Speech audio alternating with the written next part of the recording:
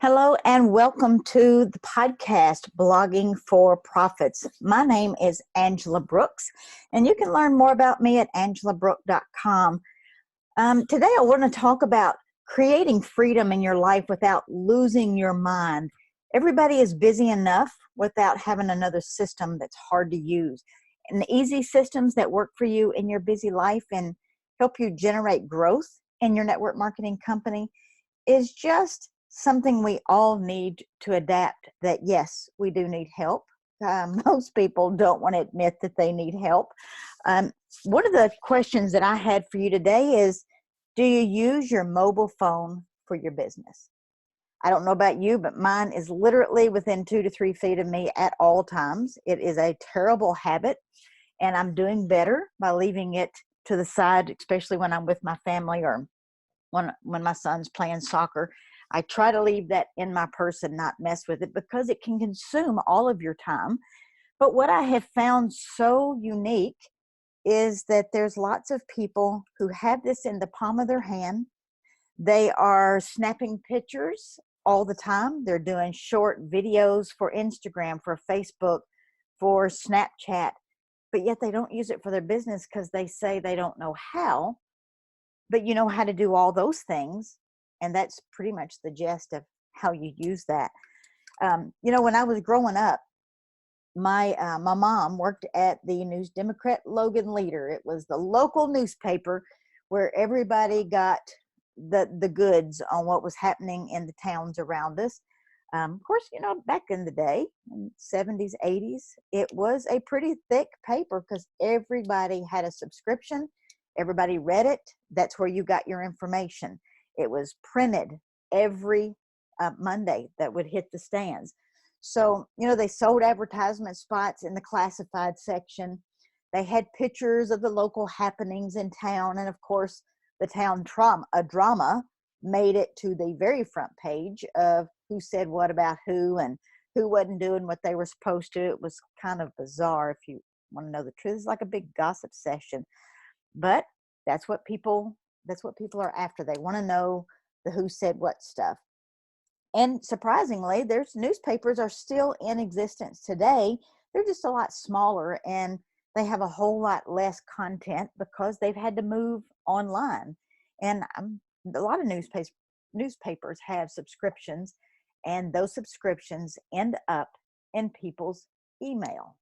Instead of showing up in their mailbox, which is way cheaper for a newspaper who's going to charge, I don't even know what this subscription costs. I'm going to say $27, $37 a month, maybe $50. I don't know how much a newspaper costs. But if you had a subscription, it's going to land in your email every single time it goes out. So you don't have to go to the newsstand anymore. It comes to you. And guess what? Your business is exactly the same way. You can have a subscription. There's a lot of people that have membership sites and Facebook pages and groups and things that you can get people to pay for your content, which is smart marketing because I go out and learn from some of the best in the industry. And then I come back and I share it on my blog, angelabrook.com, and it goes out to my email list. And it just is amazing to me that back in the day when I was working at the local newspaper, I worked in the press room. My mom worked upstairs. She was a copywriter. She was like, I don't know, typing like 100 words a minute. She was like a speed demon. She did that for 20 years. There was no benefits to that, which shocked me that she had worked at this facility for as many years as she did. There was no retirement benefits. And she left there and went to another job where she's been 20 something years. And she's got lots of benefits and perks that she has been there. But, back in the day when we worked at this newspaper office, there was what we called a dark room for the photographers. There was one downstairs for pictures. And then there was one upstairs where they made the metal sheets that the press would roll over and print it onto these humongous rolls of paper that this machine would cut and fold into papers that would go out front. My job in the press room was to get those papers and stack them, wrap them, and put them into a bin so they were ready to go into the van to go out to the different little boxes that people would put their dime or their quarter in to get a paper. Yes, it was a dime at one time, and yes, it went all the way up to a quarter, and people complained, and when it hit 50 cents, you'd have thought they were asking for $1 million. But you don't realize what goes into making a paper or making content, just like, I do on my blog. People don't realize what it takes to build and write content for your marketing. So I don't have to have a dark room anymore because I have my iPhone. It's the newest, greatest thing since sliced bread. And I can take a picture. I can take a dozen pictures in just a few minutes, scroll through, delete what I don't want, and use the one I do. I don't have to have that dark room. I don't have to have a professional $1,000, $2,000 camera to get these pictures, because back, some of you may not remember this, but normal households had small cameras that, $50, maybe $100 if you were really fancy.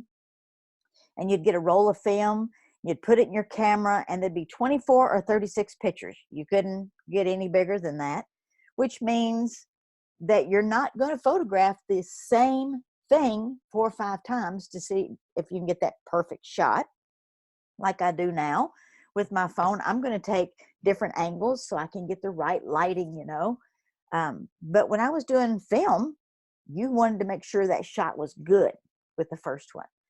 And that was something that people there's lots of people that don't even get that you would do the pictures, you'd put them in the envelope, you'd put your name and address on the outside, and you would drop it at the store for them to send it out to the photo lab. And it would take, depending on where you took it, usually you'd get them back in a week. So you take these pictures and your anticipation was a week to go pick them up. And then out of 36 pictures, you might get 10 that were phenomenal. Of course, people who are better with the camera would get more than that, but you'd have to drop that roll off at a photo lab, wait those few days. And now you've got your mobile device in your hand, taking pictures and doing videos everywhere that you go. Because when I travel, I do more pictures than normal. I will do stories so people can watch me travel for the day. Kind of keeps me entertained. I don't know who wants to watch me travel, but I have a lot of engagement on those trips. And when I'm doing stories, there's people who follow me the entire weekend to see what I'm up to. And you're going, who wants to watch somebody travel? Well, lots of people like to take a look inside of your life. And we have totally embraced technology in every fiber of our being in our life. And we don't have to use a dark room to develop pictures. We can just pick up our phone and start videoing, not just take a picture, do video on the go live, so that if I'm boarding the plane, I can actually do a live video if I wanted to. And people follow you to see what you're up to. That is part of attraction marketing, where people get to take a peek inside of your life and see what's up.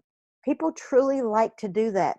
So what is shocking to me, that in network marketing, I've been in network marketing for 9 years, and I work with a company that I love to work with, and I don't have to splatter all of my products and things out on the wild web, because I want to attract people to me so that they get to know who I am. Number one, if something was to happen to my company, or something crazy that that I had to start over, if you're only promoting your company, you lose the connection with your people that are following you. If you do your marketing around your brand, and you are your brand, people get to know you. I had a lady that we did a live call the other day, and she was quoting my story to me. She has followed me from the very beginning, and she says, I could be like the raving fan. She said, I know your whole story, and we've never met in person, but she says, I know who you are. I know your kids' names. I know your dog's name. I know who your coaches are. And I'm like, that's phenomenal. Creepy on one side, but phenomenal that she has just followed me from being online and she relates to me um, as a person. And that's what you want your marketing to do for you, because you have the ability to access anyone around the globe with a simple click of a mouse, the tap on your phone to leverage technology, because your technology is going to do the heavy lifting for you. So the number one key to doing these things is just to be consistent. Most people don't want to do that. They, I gave on my Facebook page the other day, I gave a scenario where the farmers, I was watching one of our local farmers gather his crops, and they were doing beans on one side and there was corn down the road on the other. They planted those crops in early April and May. And the next day when they went out to the fields, they weren't pissed off because there wasn't nothing showing. They waited for 30 days because it was still cool. The sun, it was raining a lot. The sun hadn't had time to crack the seeds open. And then all of a sudden they wake up and their field is full of beans or corn or tobacco, whatever it was that they planted. The green harvest was starting to rise, but still they didn't have the actual product yet. They had to wait to gather the harvest. Here it is, the end of September, getting ready to be the 1st of October, and they're still just now gathering their crops.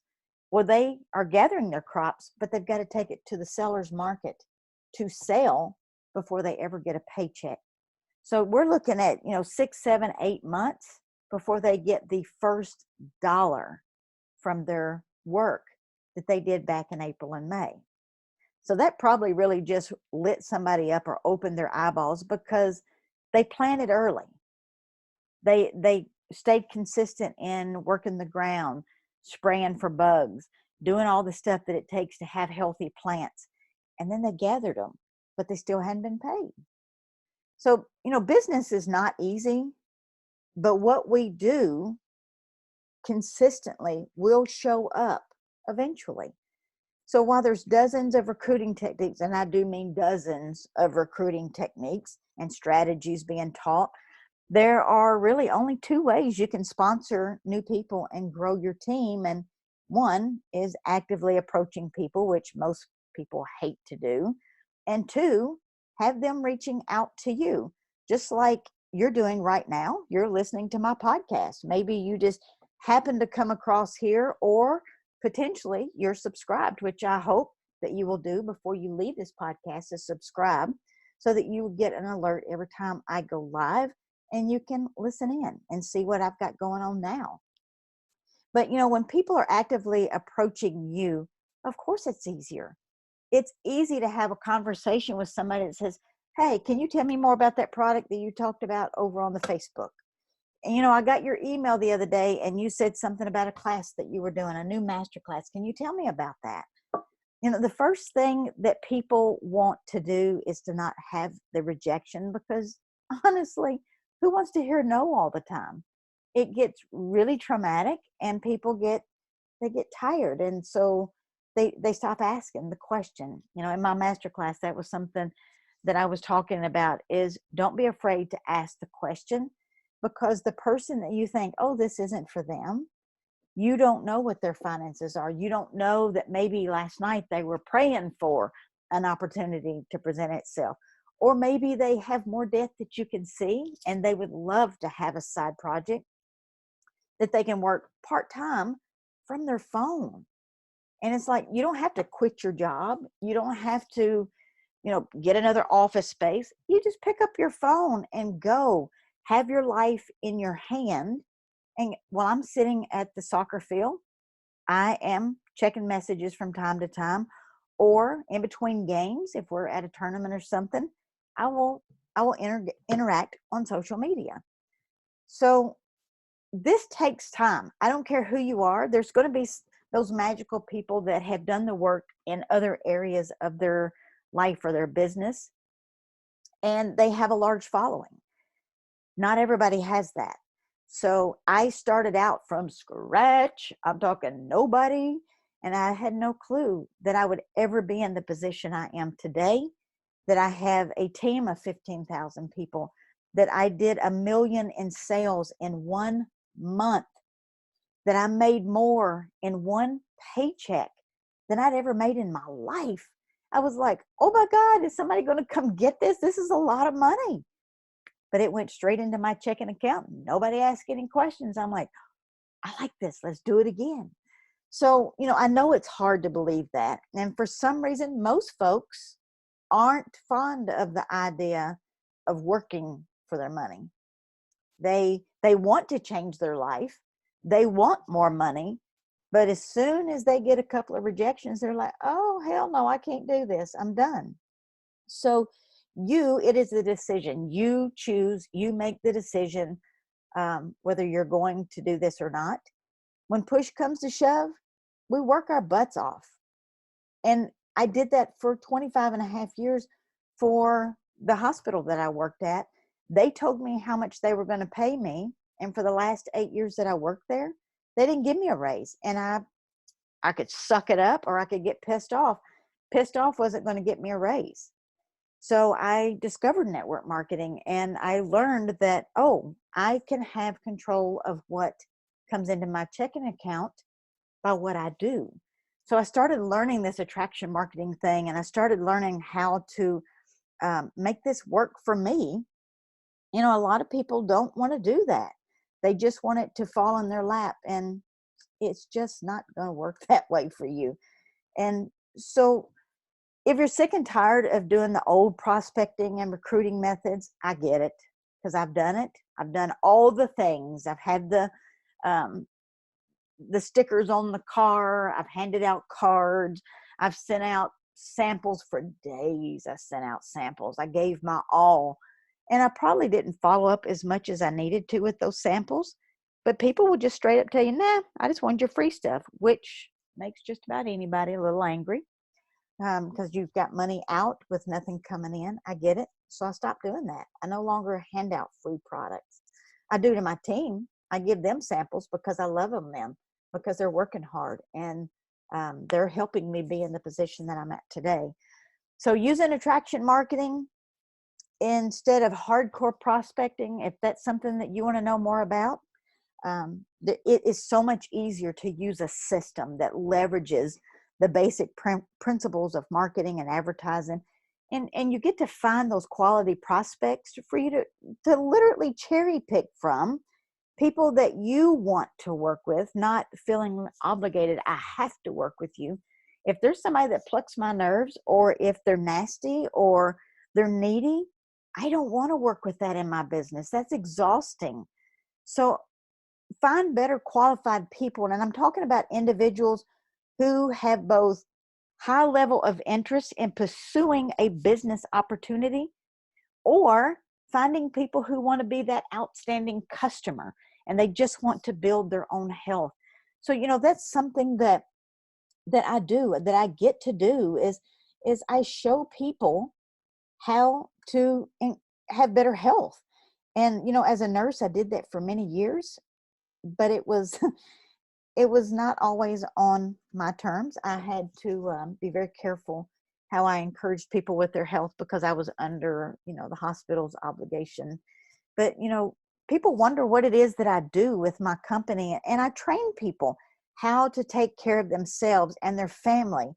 And I help people find hope that there is true financial release that can occur in their life.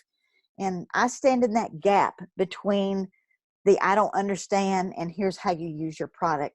So I'm not anti-medicine. I'm not anti-pharmaceutical, but I am a pro-preventative maintenance person. I'm a pro-support for research and taking care of me and my family.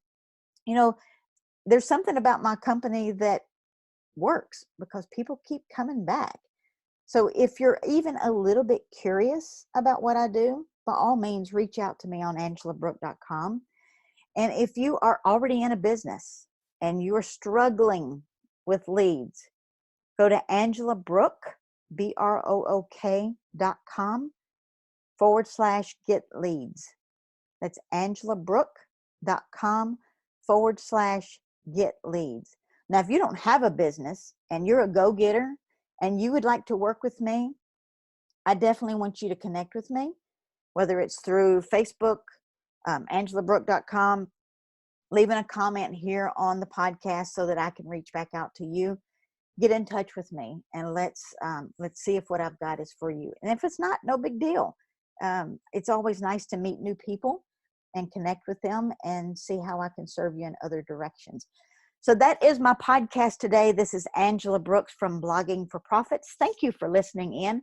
Make sure that you leave a comment and share this podcast with somebody that you know that could use this information. And I will see you on the next podcast.